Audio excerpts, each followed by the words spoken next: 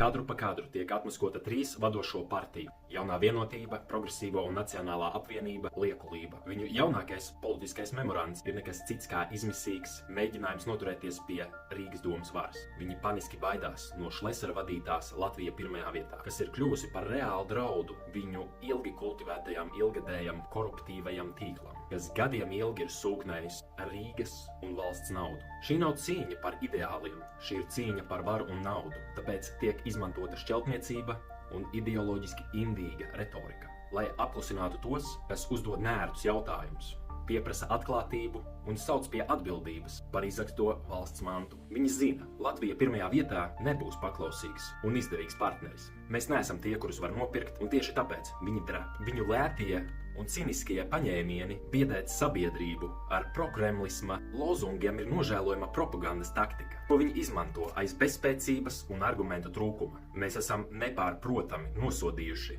Krievijas agresiju un iestājamies par stipru un neatkarīgu Latviju. Bet mēs nekad nepieļausim, ka visi šie tukšie saukļi tiek izmantoti kā aizsegs nacionālās valsts pamatu graušanai, nekontrolētai imigrācijai un latviskās identitātes iznīcināšanai. Mēs, Latvija pirmajā vietā, esam par latvisku, patiesi suverēnu un ekonomiski spēcīgu Rīgu un Latviju. Mēs esam par valsti, kurā vara pieder tautai, nevis ārzemju fondu marionetēm. Mēs esam par godīgu un atbildīgu pārvaldību, kur katrs nodokļu maksātāja eiro tiek izlietots tautas labā, nevis partiju privātajās kabatās.